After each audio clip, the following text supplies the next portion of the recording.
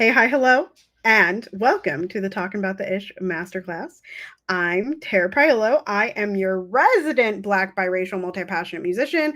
I talk about the ish that nobody wants to talk about and push you to do the same. If you are on the call with me right now, this is just logistics stuff. Raise your hand. I'll hear the ding if you would like to speak, and I will check the chat every so often. Yeah, I'm excited about this one. Y'all know that have watched me for years on the internet. I have used at least I think 2.5 or 3 years. Have used the I talk about the ish and push others to do the same, but I've never actually taught a master class on it. I've made a couple posts on it. I talk about it often, but it's good to distill it down into something that's bite size. Yeah, so there's less. If you were here last week, there is less, or you're watching the replay, there's less reflection and action steps and those types of things. But I am going to bring you all a PDF sheet afterwards of some of the things that we're going to talk about today and enacting those. So you'll have time to do some reflection on your own. And we'll go from there. So yeah, talking about the ish, starting the bold conversation from Tara Priolo Studio. It's me. Okay, I loved this last week. This last week was the first time I had like an opening agreement, and I loved it last week. So we're doing it this week. So our agreements today are that we speak to our own experience. When we're having these conversations, we speak to our own experience. Okay, and repair over perfection. Repair over perfection. Perfectionism will kill you. Okay? Repair over perfection, and we speak to our own experience. Those are the agreements we're making. As long as you are in agreement with those, you may keep watching this masterclass. If you're not in agreement, it's probably not the masterclass for you. All right. So, like I said, I talk about the ish a lot on the internet and in real life and IRL. And Dr. Flo says, I agree. Yes, yes. I like that it last week it like didn't bop up like it did this week. So there, great. I hear from a lot of you like, Tara, how do you keep doing this? Tara, how do you keep doing this? Tara, like I'm so scared to do this. Tara, I have this thought, but I don't. So we're gonna talk about each one of these. Okay, why conversations feel hard? Why does it feel hard? Because that's the thing that's preventing us from doing it, right? So fear of conflict or backlash, right? There's a lot of people that I talk to that are like, kill them with kindness. Kindness will get us there. Or I don't know what to say when I get all worked up. And if they start yelling at me, then okay. One of the things that Dr. Flo teaches, which I'm sure is from somewhere else, and he'll let me know in the chat, is that fear is false evidence appearing real. So if you're afraid of a conflict that hasn't even happened yet, you're afraid of something that is literally not happening. That's your brain, right? So, and even if there is conflict, we're going to talk about this today about how to resolve that conflict. Remember, one of the agreements is repair over perfection. Repair over perfection. So if there's conflict, if there's backlash, trust that you can handle it. Trust that you can handle it, right? All right. Also, conversations can feel hard because you're protecting comfort over truth. Oh, I see it. Hang on. I'm coming. There we go. Okay. And we're back. Hopefully you can still see my screen. Oh my God. It told me that it was Brentley, and then now it's Angie. And I'm so happy you're here. I think it's Angie. It's Angela. Angie, we are mid masterclass. If you have questions, raise your hand or type it into chat and converse as much as you wish. We are recording, so just FYI, we're recording and this will be posted elsewhere. But welcome. I love you. Hi guys. Hi. Yay. Yay, Angie came. Hold this, Angie. Hey. Hey. I'm sorry I've Hey. been so absent. I've been tired, busy, everybody's sick. That's all right. No worries. You're here now. You're here Oh now. my goodness. Hi guys. I miss you guys. We miss you too, Angie. All right. Okay, so where was that? Protecting comfort over truth. Yeah. So, and we're gonna dig into this a little bit deeper. But a lot of us are going into conversations trying to make other people like feel better instead of just speaking our needs or speaking our truth. And that's not okay. And in particular, so-called white people do this an awful lot, right? You are speaking comfort to another person instead of speaking the truth to another person, which is generally that they are racist. Okay. So stop doing that. That's why it can feel hard, and you just need to speak what feels the best to you. Once you release it, you will feel better. It's like a tummy ache. Once you go poop, you're going to feel better. Unless you have to take iron supplements like me, and then you don't feel any better and you feel like you're going to die all day. Don't worry about it. Okay. Conversations can also feel hard because of power dynamics. I feel like I don't need to like break that one down, but if anybody has questions, just let me know. Power dynamics can be anywhere, like race, class, gender, whatever. There's a lot of types of power dynamics, and so it can feel a little bit. Go ahead, Dr. Flo.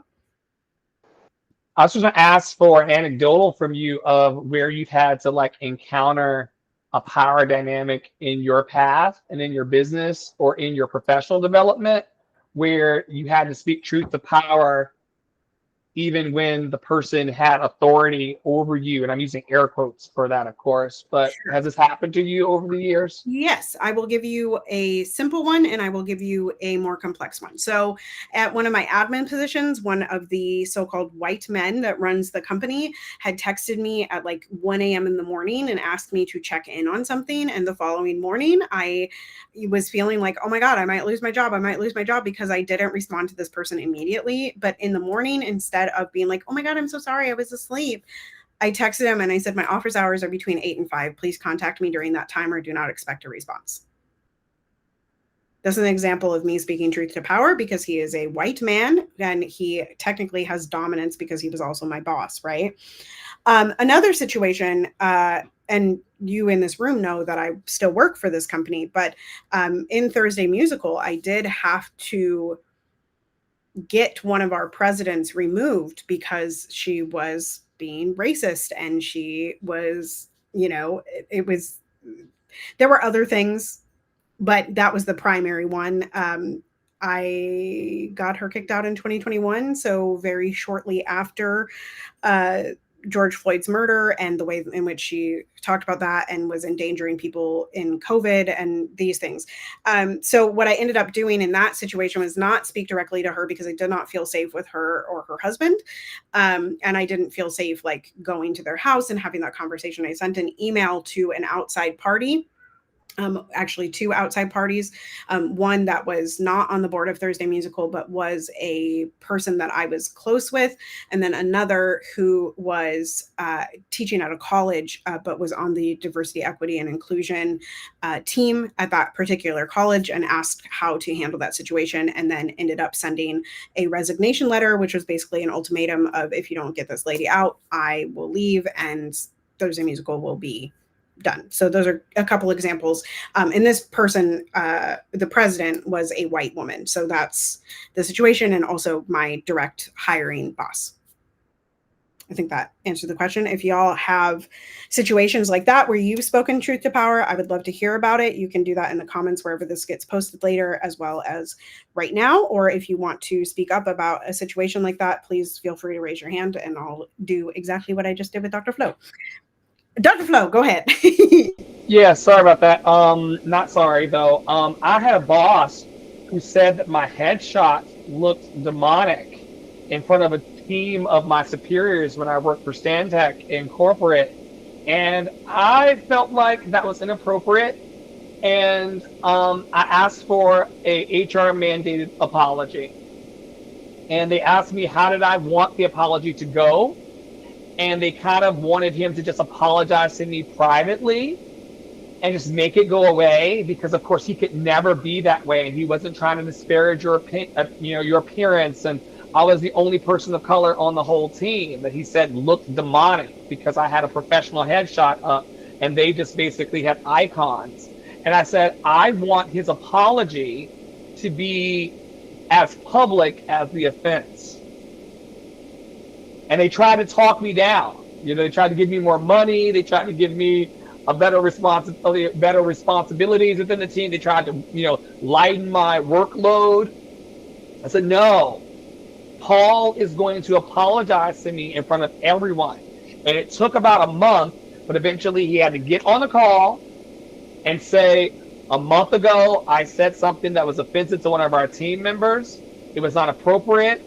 It could have changed his standing within our teams and his upward trajectory. And I just want Andre to know that I did not mean it in a demeaning way, and that's not the way that I want our business to be reflected. And that's not the way I want our leadership to be reflected here. Very difficult to make the person that's making everyone else afraid apologize to you, but it had to happen because I didn't want to protect his comfort. He had been doing these things and saying crazy things to people for years before he met me, but I was the David to his Goliath. And we weren't going to have casual disrespect. Exactly. And thank you for sharing. You foreshadowed a lot of what we're going to be talking about in this masterclass as well.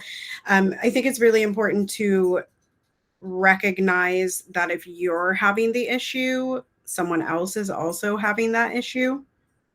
Like, we are never alone. And also, this is something we generally talk about, or like gets talked about when we talk about SA, when we talk about grape, when we're talking about that harassment.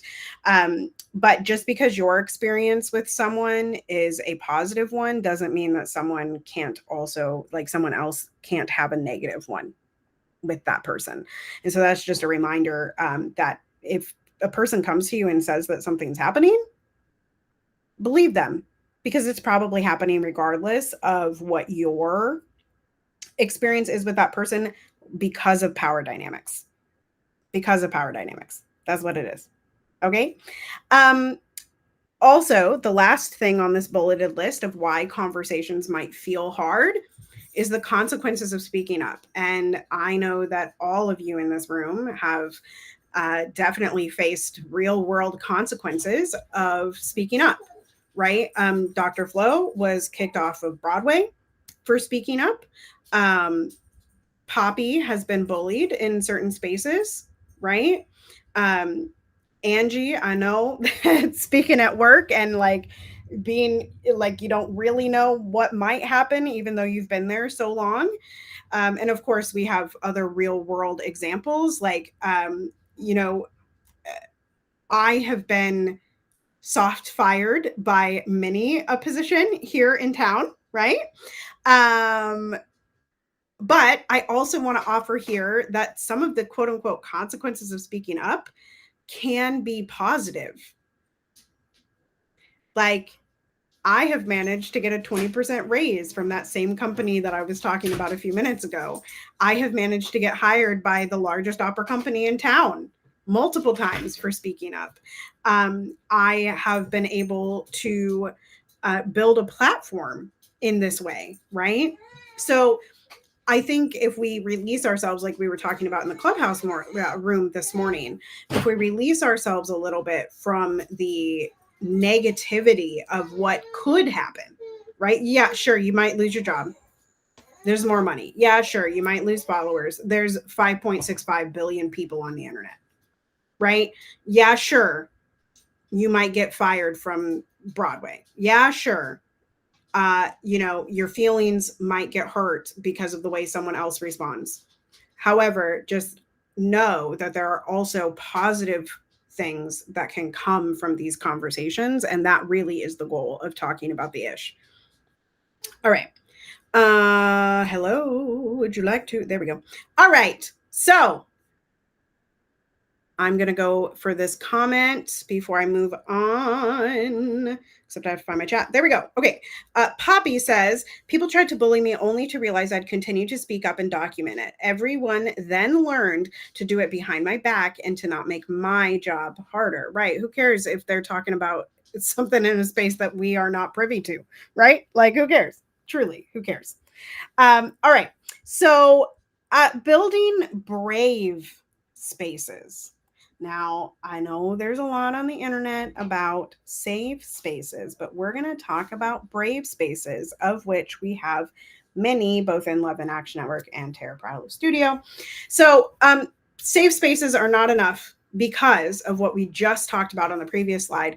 They preserve comfort, right? They are generally geared towards preserving everyone's comfort. And generally speaking, that results in the power dynamic of so-called white people being comfortable, while those that are more marginalized, those that are lower in the power dynamic, those that are lower in the hierarchy, and according to the delusion of white supremacy and capitalism, are less comfortable, right? These are the spaces where there's a gathering of people and only the Black person has to talk about their trauma, right? The white people don't ever talk about it. The white people never say sorry. They never take accountability for it. Safe spaces are not enough. They are not enough. All right. Harm, accountability, and reparation cannot happen in spaces that are preserving comfort.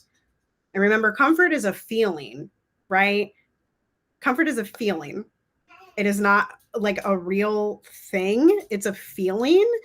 And that is not as important as someone's literal life. Okay, so in brave spaces, when we remove some of the comfort, right? When we remove this illusion of safety, we can then move to harm, accountability, and reparation. And so Dr. Flo led into this a little bit. In what he wanted in return for that harm, right? My ultimatum to the company that I was working for under the racist woman was to say, if she's not gone, I leave, right? And they had already lost other members and they were already in a precarious situation because it was the pandemic and no one was joining the organization because it was the pandemic, right? So when we talk about harm, accountability, and reparation, the consequence or the repair of the harm, the reparation of the harm, has to come from the person who was harmed, right? So somewhere in my and maybe I'll share this, somewhere in my Google Drive is a harm reparation form for when I was building liberation conversations. And it was essentially reporting the harm, what the person expected in return for the harm, and whether that was going to be anonymous, public, private, etc. And we have to have that be from the person who was harmed. That is so important, to center that person, to not push past it, to not let the person who did the harm, who committed the harm, who did the bad thing, to be able to decide what is enough for the person that they've already harmed. That's not okay. Right. Another place that you can look up harm accountability is, of course, one of our favorites in Love and Action Network, Adrienne Maree Brown. And you can also look to various indigenous cultures who talk about this way of harm accountability. The brave spaces are not necessarily spaces. That's why we're talking about this. They're not spaces where harm does not happen. In fact, there is not a single space that can be created. Safe spaces are only, like I said, they're only comfortable for the people that are higher in the power dynamic, right? But harm is always going to happen, whether that is an affinity space for a marginalized group or an oppressed group, or whether that is an inclusive and all-inclusive space of all types of people. Harm will happen. Harm will happen. It is just a question of how do we repair that harm, and how do we take accountability for that harm, and who should be centered in the healing from that harm. That's what we're talking about here. Okay. So harm may happen, and y'all got to do y'all remember the agreement? Repair over perfection. It is not about walking in the room and hoping that you're not going to harm anybody, because you will. We're all stupid in our own aspects, right? So be okay. Don't intentionally harm. Don't intentionally harm, but don't unintentionally harm by trying to be perfect, by trying not to harm. Speak your mind. Okay? All right. Building brave spaces. In these, I wonder, it's like we built one together here. There's our agreement again at the bottom. Repair is greater than perfection, right? What did we do at the top of this call? We set agreements, and I modeled honesty with you after Dr. Flo asked me a question. When I opened the space and said who I was, right? Modeling honesty and setting agreements. I want to add here that I also think that consensus spaces work really well under the heading of brave spaces. So a consensus space, and I learned this from an Indigenous woman a couple of years back, but essentially it's you circle up, you're having a tough conversation or you're making a tough decision, and you go around the circle with simple yes, no, not discussion, but simple yes, no, until everybody says yes, right? So if there's people that disagree, then you have a discussion after that to try, not necessarily to change minds, but just to voice the concerns, the things that are happening in the community, that decision, right? So like, let's take something really simple. Let's say, do you want to have green or black beans for dinner? Or even simpler, because we're not going to give a choice. We're going to say, we're having green beans for dinner. Right? So now I say yes. You guys can do thumbs up or thumbs down. I don't care. Or you can come off mute and say yes or no. I'm having green. You said green beans? Green beans. Yes, green beans. Great. Angie says yes. Poppy? I'm with the black beans, actually. I need Great. protein. So you can only say yes or no in this phase. Yes. Oh, no. No.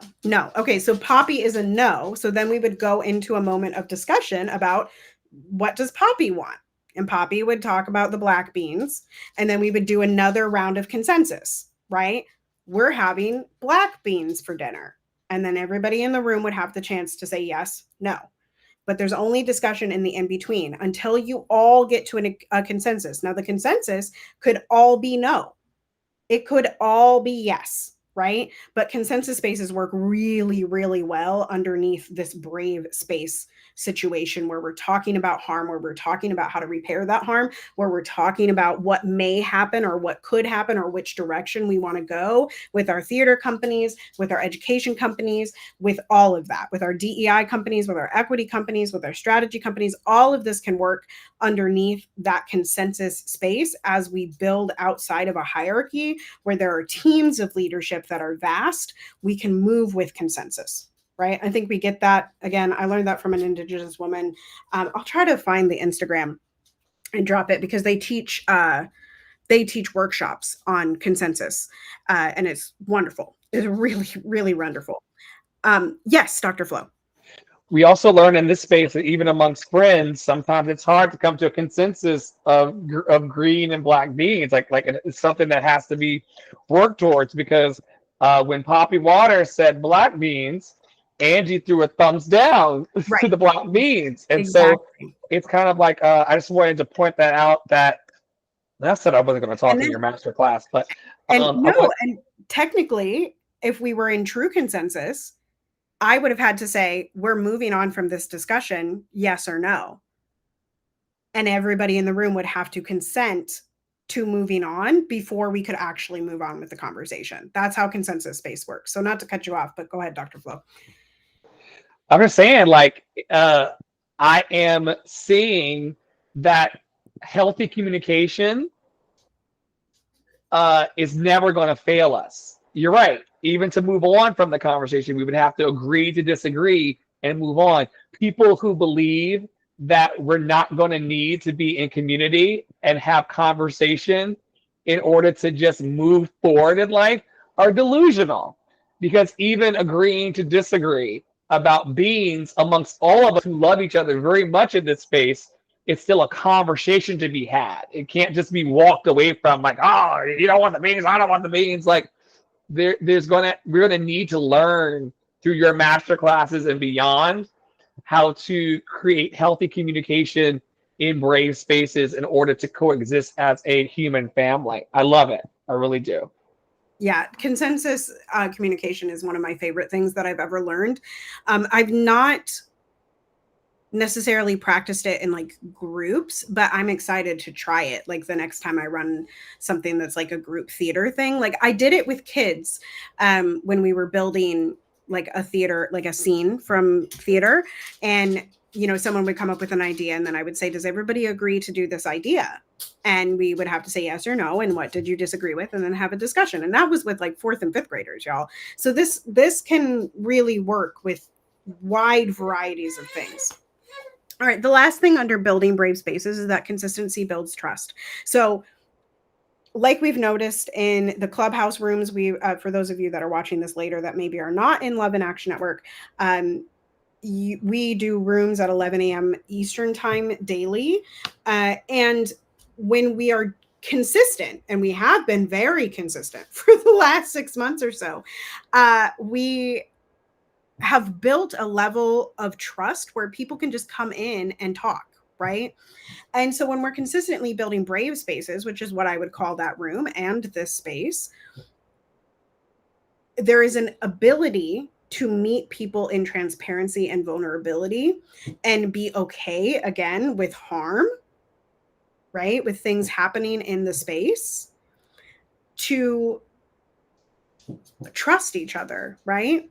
And that is built underneath consistency. So the more that we can say the things that we believe in, the more that we can lead spaces like this, the more that we can have conversations like with consensus, the more that we can set agreements, the more that we can model and embody our honesty and our wants and needs and move away from this safe space, we're going to be building brave spaces, which work better than safe spaces. Okay. Questions on brave spaces before I move on, or comments? I'll come check the chat really quick. He would eat the beans. He would. Go ahead, Brent. More so comment on just the fact that I think it's a powerful push to say I'm going to a brave space versus a safe space, because we know that a lot of times in comfort and in safety, we do not grow a lot of the times, staying in those comfort zones. And we want to expand what we know and expand the connection to one another, especially in building community. So I'm just saying I really like the concept for growth. To be brave Yeah. to build. Thank you. Thank you for raising that, Poppy. That was it. That was it. It was a great recap. It's a great recap. Okay.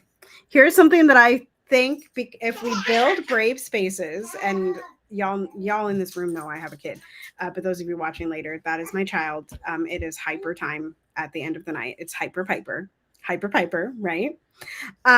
So when we build brave spaces, one of the other important things inside of those spaces is that we meet people where they are. Okay.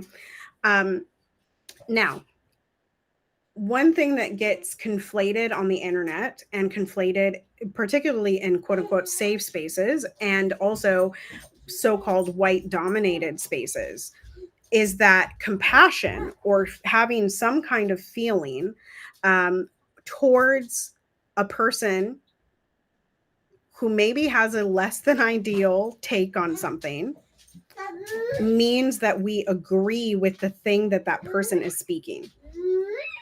And that is not true. That is not true. Daddy is desperately trying to close this piano so that Piper doesn't give us a accompaniment in the background, y'all.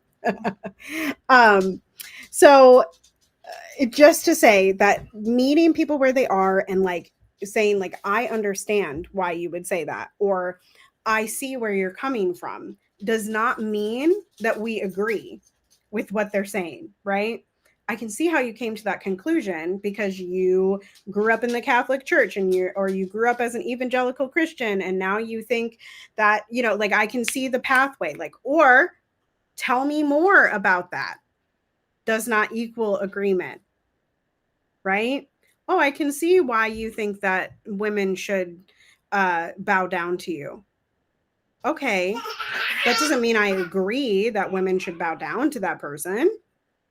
It just means that I am inquiring more in order to move forward, right? One thing that I've really, I'm going to bring up, Flo's going to be like, I'm so tired of hearing about this so-called white man. I'm going to bring up pedantic dumbass for a second. That's a handle on Threads. And I responded to something that got me a lot of views and likes. We're just going to close that door. And hopefully it doesn't cause screaming. Got me a lot of views and likes. But one of the things in the response that this person said was, those calling me, like talking about my screen name, like I don't appreciate that, or like identifying with whatever. He said something about that. And what I'm trying to center here is that the way that we shame people for having different opinions than us, it does not move them anywhere. It does not move them towards growth that Poppy Wada was talking about. It does not move the conversation forward. In fact, it actually gets us stuck, right? So when we meet people where they are, it doesn't mean that we all of a sudden are like, yay, whatever harmful, non-beneficial take they have.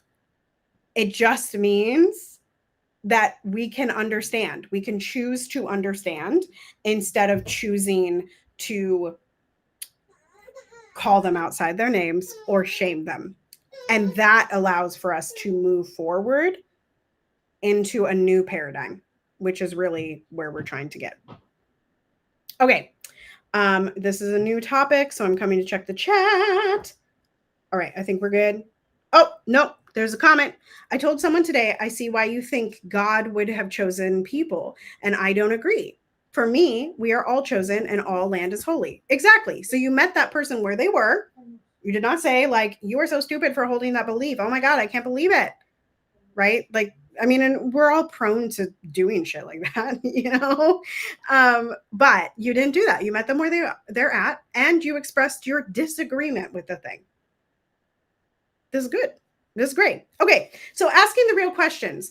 One of the things that Dr. Flo and I talk about on Deconstruction Junction an awful lot is that if we just ask questions, typically we'll get to the bottom of something, right? So again, and I did this with the pedantic dude. I didn't call him stupid. I didn't call him, I said something like it was a child that was missing that had type 1 diabetes, ? How is that an abuse of resources? So when you're asking questions and giving people something to respond to, it actually opens the conversation instead of closes it down. And when we close down the conversation, now I am not saying, I want to be very clear, I didn't do this at the beginning, but I'm not saying put yourself in harm's way. That is not what I'm saying. I'm not saying put yourself in a conversation that is going to harm you in a situation where there will be no reparation of that harm, right? That's not what I'm saying. That's not what I'm saying at all, right? Those kind of conversations, shut them down. If you're alone, shut them down, walk away, leave the premises. Do not have that conversation. Block the person on social media, okay? But if you are in a brave space that can handle the harm, that can bring accountability to the harm, that can actively help you repair the harm, if that is what you want, because some people don't want the harm repaired. They just don't want that person in the space anymore, right? Then we can ask the questions. Okay, so we've been talking all week about the 5 whys, and we've been talking for months about the 5 whys. If you ask yourself or someone else, why do you believe that? And then they give you an answer, and you say, why do you believe that? And they give you an answer. And then you say, well, why do you believe that? And then they give you an answer. And then you say, well, why do you believe that? And they give you an answer. And then you end up in, why do you believe that? And then you get to the base of what that belief actually is. A lot of times people are trying to have unspecific conversations, even though they feel like they're having very specific conversations. It's not true. When we are conflating things, when we're using false equivalencies, when we're talking about Gaza or we're talking about Sudan, and we add in all of these past things like the Holocaust, that is not specific. And it will not work. The 5 whys deep. Where did that belief come from? Why are we choosing to continue to believe that? In the same way that that second question works a lot. Who does your belief benefit?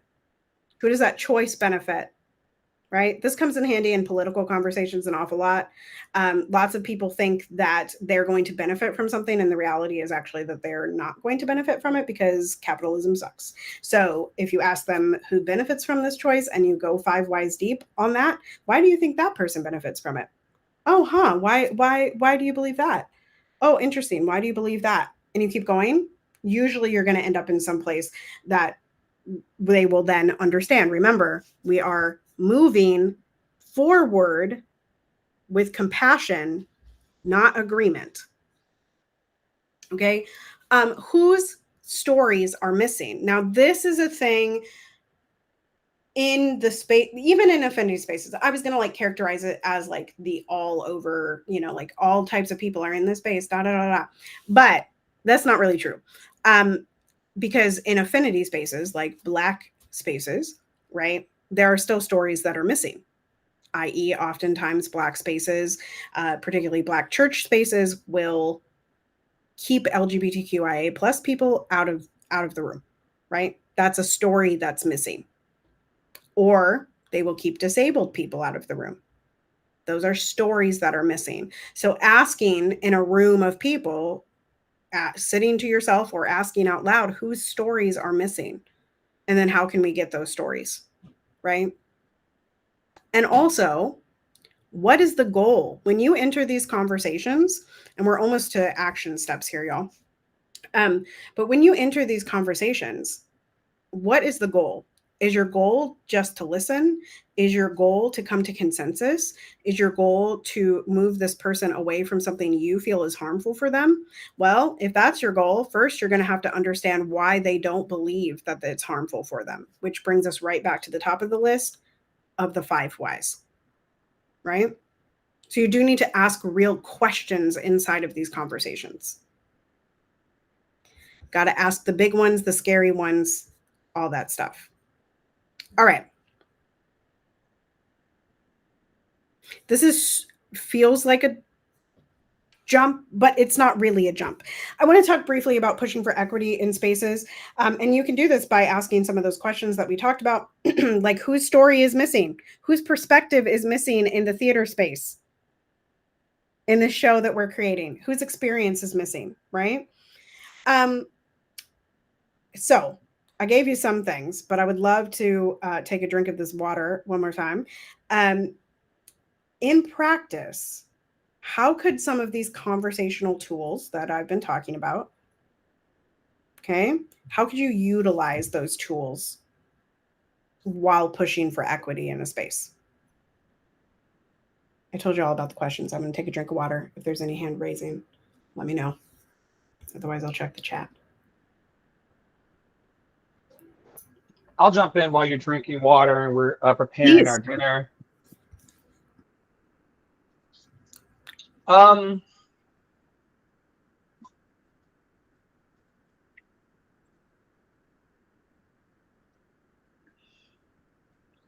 Listen, if anybody is oppressed, then everybody is oppressed. And if you really are trying to create an inclusive environment, we got to make sure that everybody is heard. And even if we're having uncomfortable conversations, we have to make sure that they feel valued and loved.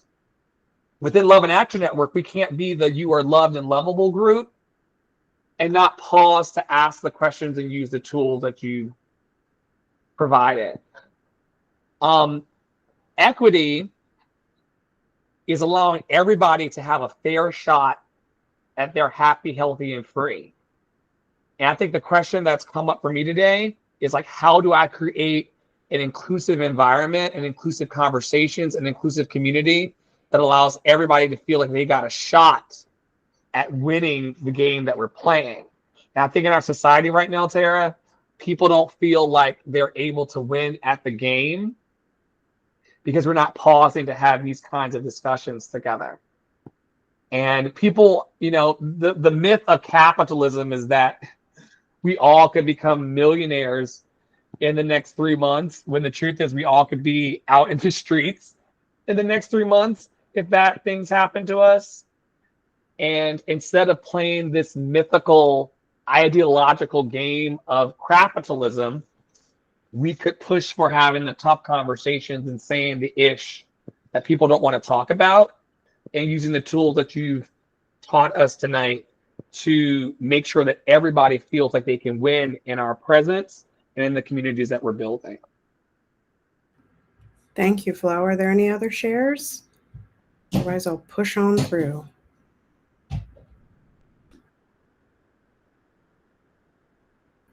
All right, I'm pushing on. Stop me if you need to. Y'all know how to raise your hands. All right, so pushing for equity. So conversations that I am willing to have and have had with leadership in the companies that I work for is pushing for inclusive repertoire, right? Y'all know about blackening the canon in this room. And some of you watching this later may also know about that. But the way that conversation went, right? I had it with the current president of the company that I work for, and I've had it with a friend to try to diversify and be inclusive in repertoire for our student section for our young artists program. Was basically like, hey, I noticed that we have a lot of traditional repertoire on the stage. How can we better represent the people? Like the mission is we champion local music. Well, local music is all colors, all people, right? And so I approached it from there of, again, asking a question first. How could we include more of our mission inside of inclusive repertoire? And so we are thinking about adding a stipulation to the student section that they must do a piece that is by a composer who is not white and dead. We probably will say it in some more eloquent words, but that's really what it is. Transparent policies and pay equity. So I too have had this conversation, not in an arts situation. No, actually in an arts situation, I've had it as well. But again, one of the things that capitalism does is it scares us into having no conversation about what each other is paid. And I think it's very important that we know what each other is paid so that we can all get paid the same. And if the company doesn't have enough money to pay everyone the same, then they do not need to be running that show. Right? Again, back to the consensus. If people do not agree to what they are being paid, we cannot move forward with the show. Right? Lots of companies and lots of small business owners, and this is something that I would love to work on with you all as I continue in Freedom Fridays and offer sort of more of this type of services, is looking at your policies and making sure that they are equitable and are aligned with inclusion as opposed to exclusion, and making sure they're really clear. Lots of companies go about being, they incorporate, and then all of a sudden something happens and they don't know how to handle that, and the board is untrained and they don't know how to deal with that. So then something gets left and harm is never repaired. Remember, it is okay that harm happens. It is not okay if it is not repaired. As the agreement that we made at the beginning, repair over perfection, right? But most of y'all don't have harm reduction policies. Most of y'all don't have harm accountability policies, and none of y'all have harm reparation policies. Okay? Those are the theater companies that are going to watch this. Okay? All right. Hopefully that makes sense. I'll come check the chat in a second. And then representation and guest artists and materials. Listen, there's a dudeski online that I know, and also myself, who consistently call out when there is casts of all white people. It is not enough, so-called white folks, to have trans people, and LGBTQIA plus people that are white, if you do not also have diversity in the rest of your casting, right? In the race representation, in the class representation, it's not impossible. Actually, it's quite easy. So making sure that there is representation in the guest artists, in the cast, in the materials that we're doing, so that everyone can see their identity. I think that's another part of this. And I clicked forward instead of backwards. All right, I'm going to come check the chat, and then we've got one more action step. Looks like we're good. So let's try some of this. So let me see where I want to go. I don't remember my next slide. Hang on. Oh, here it is. Sorry. I was like, I put it down not on the slide because I thought the slide was cute. Okay. So here's this is going to be a quiet moment. We're going to take a quiet moment together, okay? And you don't have to share, but I'm going to encourage you to share either in the chat or raise your hand when you have an answer. Okay? So you are going to pick one conversation you have avoided. Okay? So just think in your head, what's a conversation that I've avoided or that I don't want to have? Now, with the tools that we've learned, with the things that we've talked about, in your noggins or in the chat or by raised hand, come up with one sentence to start that conversation. What is the first sentence? Hey, blah, blah, blah. What would you say? And go on mute for a second. I'll read that. Maybe I'll read that one more time.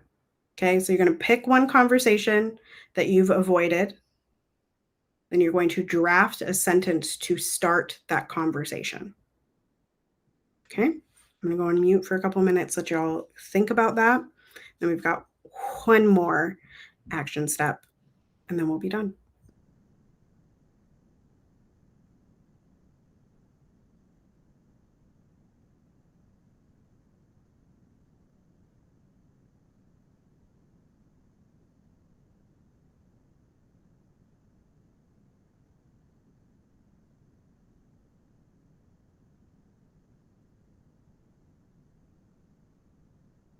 Okay, Dr. Flo says, hey, is now a good moment for you to hold something for me? Love that. Love it. What I love the most about it is that it's meeting a person where they're at, right? It is asking permission. It's asking for consensus. It's asking for agreement to have this conversation, right? Because maybe it is something hard to hold. I wish that I had asked that question earlier today of a family member when I just went in on the text. I could have said, hey, is now a good time? I kind of created a bit of chaos by just going in. So I learned tonight that saying, hey, is now a good moment for you to hold something for me, to hold my anxiety, to hold my worry, to hold my concern. Like, that's a great question to prevent a person from spiraling because I've got something to say that needs to be said, but they may not be in the right space or in the right location to actually hear it and to take it in. Absolutely. Yeah. So important. So important. And it just goes right back to that meeting them where they're at. And also, I think holding a level of respect for everyone, right? Whether this person is close to you or not, like Dr. Flo said, it is a family member that he's referring to, but I think we can extend this throughout, right?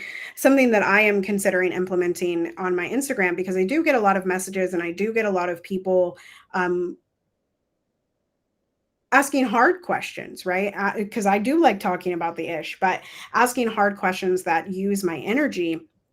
And for me, one of the things that is hard for me, that makes large amounts of text hard to hold, is that I don't know whether it's urgent or not. So one of the things for me that I may ask of my community, and this will be a tough conversation, essentially, right? Something that I'm a little bit scared of to ask would be, hey, is there any way that you can mark your message, just right at the top, like read this later, or read this when you have the spoons, or I need this right now. Can you help me? Like just some kind of inkling in those messages to tell me, do I need to get to it right now or can I let it go? Right? Like even like Dr. Flo the other day was like, check your emails. And I was like, oh my gosh, like I felt panic and I didn't express this to him. I'm just using this as an example, but I felt a little bit panicked, like, oh my God, but I'm working on something else and I really need to finish this thing. And like, I don't really have the spoons right now, but I need to check this email because Dr. Flo told me to check the email. Right. And what I could have said to him was like, hey, like, can you hear something really quick? I felt a little overwhelmed by the way that came across and the way that I read it. Right.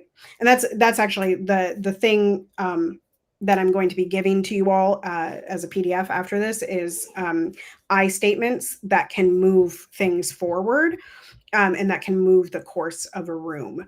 So that's what I'm providing. But I statements also are great for conversation starters. It's not you did this to me or you believe this. It's I feel that you believe, right? Or I feel this way when you talk to me this way, right? The onus is on you as opposed to presuming that you're inside another person's head, right? Does that make sense to everybody? I hope so. We're going to move on to the last thing. I'm loving it. I'm loving the work that we're doing today. Okay, so here is a reflection. And you don't have to put this in the chat. If you want to talk about it, we can talk about it. But this is for your reflection, for your journal, for your notes app, for your person. Okay. We've just asked this question, right? What is one conversation you've been avoiding? The next question, what is stopping you? What is one conversation you've been avoiding? And what is stopping you? And I'm going to add one more layer to this. How does it feel in the avoidance? How would it feel to get it out of you? How does it feel in the avoidance, in your body, in your person? And how would it feel to release it and to have the conversation? Go ahead, Dr. Flo. I've been on a recovery journey, and that means that my dreams are coming back. So the question, how does it feel to not deal with the conversation? It seeps out of my dreams. If I hold on to something too long, and I've been doing a great job these days of just saying what comes up and just moving along so that it can clear that energy. But these days, everything that I'm not dealing with in real life is meeting me in my sleep. And this morning I woke up and like yelled out into the room, "What do you mean?" Like, and I was like, it's like I scared myself. I'm a sleep talker. Poppy is as well. And things are starting to bleed out. Huh?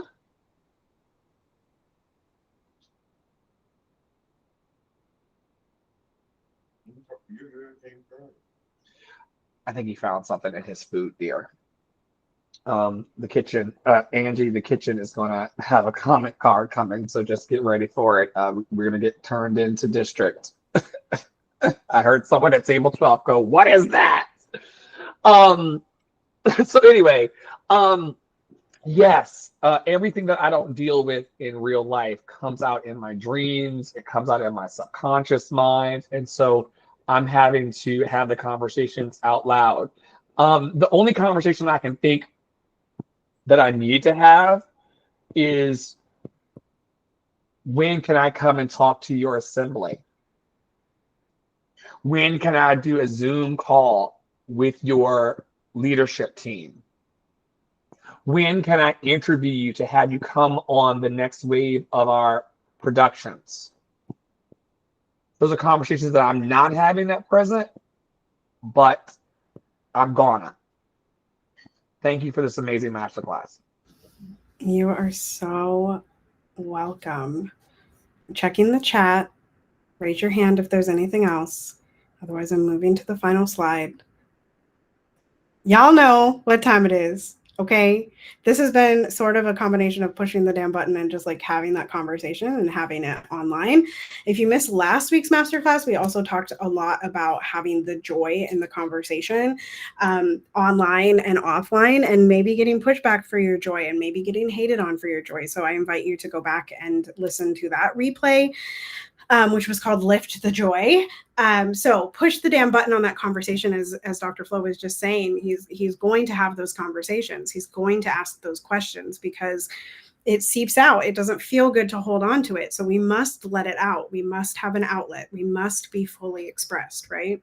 So push the damn button on that. And this has been a joy, honestly. I was like feeling a little not confident in this masterclass, but this is good. So from me, continue to be anti-racist, be safe, wear a mask, make good trouble, do good work. I love y'all hardcore. Joy is the revolution. Step into it, walk into it, and belong to it today. I'll see you next week with a different masterclass. I'm going to take a poll offline for consensus in this room before we leave. Let me stop the recording. I'm going to stop presenting. I'm also going to stop the recording and wave bye. Stop recording.